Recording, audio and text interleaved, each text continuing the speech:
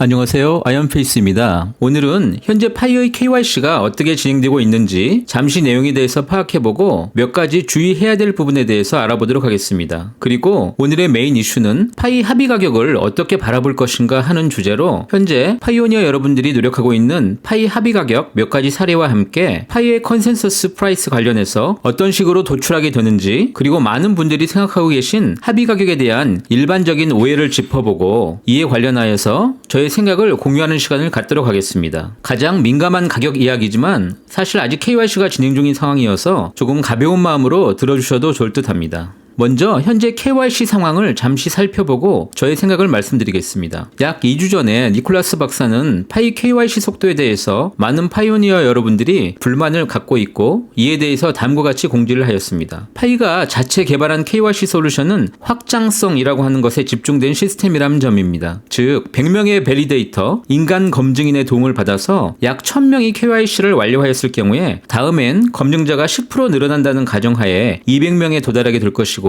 이것은 다시 2000명을 검증하게 되고 이후에 검증인이 400명으로 늘어나면 이 단계에서는 약 4000명의 KYC를 검증할 수 있는 형식의 확장형 솔루션이라는 것입니다. 좀 더 설명하면 1차로 AI가 신분증의 진위 여부와 현장 사진을 점검하고 이후에 인간 검증인 4명이 한 사람의 파이오니어를 공통으로 검증한다는 것입니다. 지금 주위분들의 경험으로 보면 KYC가 신청되고 통과될 때까지 보통 열흘에서 약 2주 정도 소요되는 것으로 이야기되고 있는데, 물론 초기엔 2주 이상 소요된 분들도 계신다고 하지만 지금은 이것이 점점 10일 이내로 줄어드는 것으로 판단하고 있습니다. 니콜라스 박사가 설명한 확장형 솔루션을 기반으로 해서 현재 KYC를 통과한 분들 중에 약 10% 정도가 검증인 과정에 참여하고 실제 KYC 과정이 약 10일 정도 소요된다고 가정으로 계산을 해보면 지난 3월 14일 파이데이 이후에 시작된 KYC는 수학적인 계산법으로는 약 140일 정도의 소요기간이 지나면 3,300만 명에 가까운 사람들이 KYC를 마치게 됩니다. 그런데 이 수식에는 10%의 룰과 10일이라고 하는 변수가 있습니다. 만약 검증 소요기간이 10일이 아닌 일주일, 즉 7일로 단축되거나 10%의 룰이 KYC 참가자 중 20 혹은 30%의 파이오니어가 검증인으로 참가하게 된다면 아마도 저의 판단은 상반기 6월 말에 마무리가 될 수도 있다고 생각합니다. 물론 여기에 많은 변수들이 작동하기 때문에 약 100일 정도 계산해 보아도 6월 말이면 어느 정도 KYC 과정이 끝날 수도 있겠다라고 생각을 하고 있습니다. 그래서 저의 유튜브 커뮤니티 공지에서 상반기 중 거의 모든 분들이 KYC를 경험하게 될 것이라고 말씀드렸던 것입니다. 이 부분은 시간이 지나면 모두 해소될 일입니다. 여기서 한 가지, 검증인에 참가하실 파이오니어 여러분은 어떤 분이라도 절대 내용을 촬영하시거나 외부에 어떤 정보도 노출하게 될 경우 채굴 금지나 본인 파이 사용이 금지되는 등 최고의 페널티를 당할 수도 있기 때문에 이 부분은 꼭 준수하셔야 한다는 점이라고 말씀드립니다. 저 역시 다른 플랫폼 채굴에서 검증인 경험이 있기 때문에 직접 경험해 보시면 개인의 정보들을 잘 지켜주셔야 한다는 점을 다시 한번 강조드리고, 가급적 많은 분들이 참여하셔서 파이 보상도 받으시고 빠른 KYC가 진행될 수 있도록 서로 윈윈하셨으면 하는 바람입니다.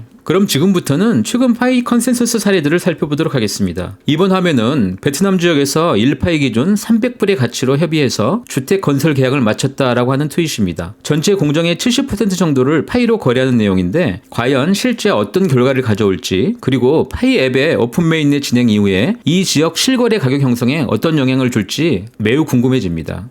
다음은 한국의 사례입니다. 이분은 가발 센터를 운영하시는 개인 사업가이신 듯한데 벌써 22번째 맞춤 가발 계약을 진행하신 것으로 밝히고 1파이당 약 10만원, 82불 수준의 가격 합의로 약 22건을 진행하셨기 때문에 전체 132파이 정도가 될 테니 총 가치는 1320만원 정도로 매출을 파이로 결제받기로 하신 겁니다. 대단한 파이오니어라고 말씀드리고 싶습니다. 다음은 파이 해코톤 소상 앱 중 하나인 중국의 파이 바터몰입니다. 당장 눈에 띄는 명품 시계 가격 기준 파이당 약 300불 수준 이상으로 책정이 된 것을 확인할 수 있습니다. 파이 해코톤 소상작인 중국의 파이 체인몰입니다. 현재로서는 파이 앱 중 가장 크고 구체적으로 준비되고 있는 상품몰이라고 말씀드리고 싶습니다. 이들은 중국의 오프라인 상품 판매 센터까지 운영 예정이고 가장 다양한 상품군이 준비되고 있는 것으로 파악됩니다. 특히 전 세계 200개 국가의 판매자를 입점시키고 인프라가 구축되면 알리바바 형태의 판매자몰이 될 것으로 전망합니다. 그 이후에 파이 해커톤 앱 수상작인 나이지리아의 와투갓, 필리핀의 트리니티 프로젝트 그룹에서 진행되고 있는 익스프레스 파이, 그리고 파이 허브 그룹에서 준비되고 있는 파이 허브몰, 파이 해커톤 이전부터 준비하고 있었던 프랑스의 유파이 팀의 유파이몰 등이 있습니다. 바로 얼마 전 중국의 파이 스파크몰이라는 곳은 자동차를 판매하겠다고 하면서 개인 대면 거래를 요청해왔다고 하였고 책정 가격은 약 $650 이상을 제시하였습니다. 물론 진위 여부는 아직 확인되지는 않았습니다. 이렇게 조금 가벼운 마음으로 합의 가격 도출 사례를 살펴보았습니다. 물론 아직 KYC와 오픈 메인넷 이전 과정에서는 다소 허무맹랑한 사례일 수도 있고 오히려 빨리 오픈넷이 진행되어서 구체적인 사례들을 경험해보고 싶은 것이 모든 파이오니어들의 열망일 것입니다. 그래서 저는 이제 파이 합의 가격이 실현되는 과정에 대해서 알아보고 공유해보려고 합니다. 즉 파이는 가격보다는 가치 중심의 에코시스템에 집중이 더 필요하다는 것입니다. 미래학자인 토마스 프레이는 비트코인은 전통적인 화폐도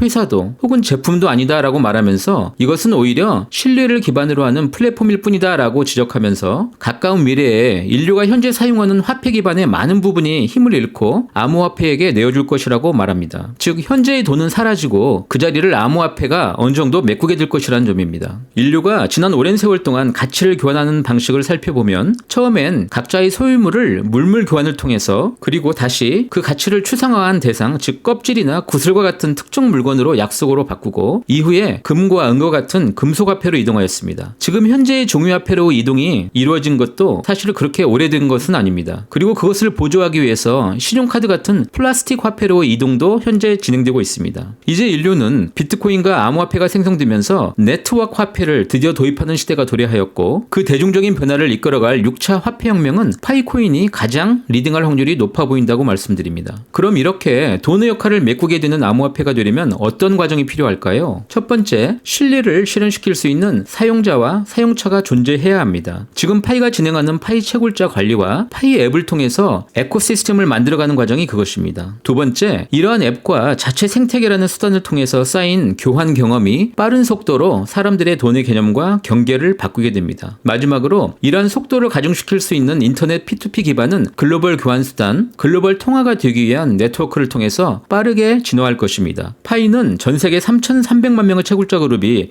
글로벌 연결만을 기다리고 있을 뿐입니다. 어느 세월에 그것이 가능할 건가 라고 생각하신다면 이것은 오산입니다. 러시아의 전쟁은 매일매일 실시간으로 그리고 인터넷으로 기록되고 전송됩니다. 이제 세상의 시차는 더 이상 존재하지 않습니다. 누군가는 내가 잠들고 있는 시간에 나보다 더 빠르게 정보를 습득하고 움직이고 있다는 것을 잊으면 안 됩니다. 이렇게 파이 가치는 파이로 무엇을 할 수 있는가에 대한 신뢰 플랫폼이 되고 이 신뢰 플랫폼에 대해서 서로의 믿음을 교환하는 행동이 바로 컨센서스 프라이스 즉 합의 가격이라는 것입니다. 이것은 구체적으로 판매자와 구매자 간의 의사결정 과정이고 P2P 네트워크망을 기반으로 해서 빠른 시간 내에 상상이 불가한 수준의 많은 반복 과정을 거치면서 모두가 생각하는 시간보다 더 빠르게 합의 가격의 균형을 이루게 됩니다. 그래서 더 많은 파이 채굴자와 플랫폼 참여자가 필요하고 이미 3천만 명으로도 새로운 경제 시스템 하나를 만들어내기에 충분한 참여자가 되었고 앞으로 우리는 오픈 메인넷 이후에 더 빠른 속도로 1억 명 이상을 돌파하는 순간을 맞이하게 될 것입니다. 이를 위해서 파이의 가격이 더 높아야 하는 명분이 존재하고 기존 채굴자 또한 더 높은 가격의 합의가 이루어져야 더 활발하게 파이를 소비하게 될 것입니다. 바로 초기 가격이 너무 낮아서 한번 사용하면 금방 다 소진되어 버리고 나중에 가격이 폭등할 것이라는 우려 때문에 생태계에서 사용을 주저하게 된다면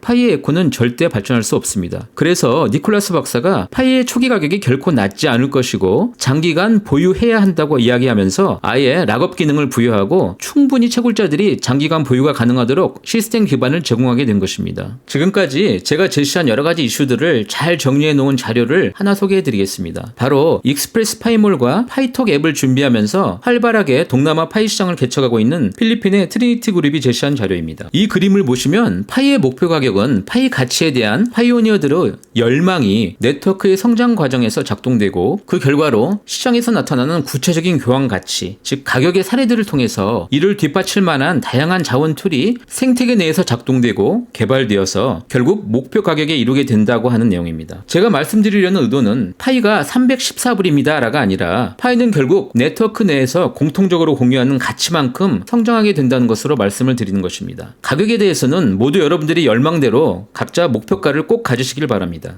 이제 마지막으로 조금 더 기술적인 설명이 필요할 것 같습니다. 파이는 이미 1000억 개의 목표 발행량을 공표하였고 그중 약 650억 개를 채굴자들의 물량으로, 200억 개는 코어팀 자체 물량으로, 그리고 100억 개는 파이 커뮤니티 개발과 에코시스템을 지원하는 파이 재단 물량으로, 나머지 50억 개는 파이 개발자들의 미래 에코시스템 지원을 위한 유동성 풀로 공지를 하였습니다. 결국 파이 채굴자들이 심지어 자신들의 물량 100%를 모두 락업을 해도 파이가 보유한 물량만으로도 얼마든지 파이 가격을 형성하고 에코시스템을 지원할 수 있도록 사용이 가능하다는 것을 의미합니다. 제가 지적하고 싶은 이슈 중 첫 번째는 파이의 시가총액은 발행량이 아니고 유통 물량 기준으로 결정된다는 것입니다. 리플도 현재 1000억 개의 발행량을 갖고 있지만 현재 모든 거래소의 시가총액은 현재 유통 물량 486억 개를 기준으로 계산되고 있다는 점을 생각하시면 됩니다. 그리고 파이가 1000억 개이니 일불도 비싸다라고 하시는 분들은 그냥 이러한 개념이 전체적으로 없다고 생각하시고 넘어가면 됩니다. 초기 파이 물량은 파이 코어팀이 밝힌 대로 1차 KYC 이후에 예상되는 약 200억 개 정도일 텐데요. 이 가운데 거의 80% 이상이 6개월에서 3년 이상 락업이 진행된 것으로 보통 설문조사에서 기록되고 있어서 이것을 감안하면 우선 약 40억 개 이하의 유통 물량으로 계산해 볼 수 있습니다.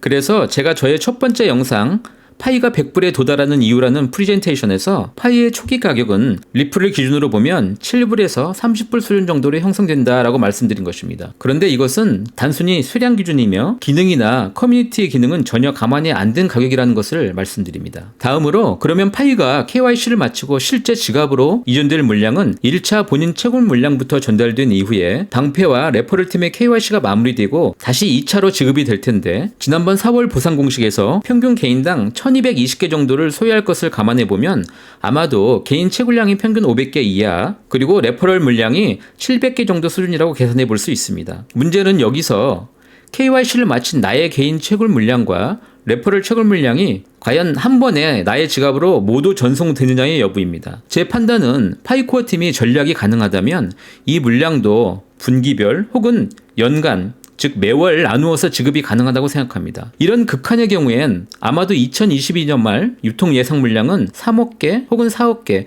5억 개 이하가 될 수도 있다고 예상 가능합니다. 이 부분은 KYC 이후에 파이코어 팀이 어떤 전략으로 각자의 지갑에 KYC 물량을 이동시킬지 보면 될 듯합니다. 아직은 이것은 저의 개인적인 의견일 뿐입니다. 이 정도면 파이가 초기 가격이 아주 낮은 가격으로 오픈 메인넷에 진행되는 것 자체가 힘들 것이다 라고 예상을 할 수 있습니다. 마지막으로 파이는 자체 물량을 벤처캐피탈이나 대기업에게 매도하는 ICO나 탈중앙화 거래소에 미리 매도하는 IDO도 없을 것이고 거래소에 사전에 위탁 매매를 맡기는 IEO조차 진행하지 않겠다고 선언했습니다. 즉 화페로스의 주권을 기존 자본가들에게 절대 넘겨주지 않을 것이라고 선언한 것입니다. 여기서 많은 분들이 매일매일 이야기하시는 도대체 파이의 상장과 관련해서 여러분들이 잘 아시는 코인베이스, 바이낸스, 업비트 같은 중앙화 거래소들은 실제 파이를 구매하고 싶어도 파이 코어팀이 매도하지 않는 한 절대 구매할 수가 없습니다. 왜냐하면 오픈 메인넷이 되어도 개인들의 물량이 모두 락업이 된 상태이기 때문입니다. 바로 가격 형성 면에서 일반 암호화폐는 전혀 다른 거래소보다 훨씬 더 우위에 있는 조건이라는 것입니다. 일반 암호화폐는 거래소에 상장할 때 자본가들이 폭락을 시킨 후에 다시 재매집을 하거나 초기 수십 배로 상승시킨 후에 물량 떠넘기가 대부분 발생합니다. 파이는 코어팀이 스탠스를 바꾸지 않는 한 이것이 절대 불가능합니다. 파이 개인 채굴자들이 모두 내다 팔아도 파이 가격에는 큰 영향을 줄 수가 없을 것입니다. 파이는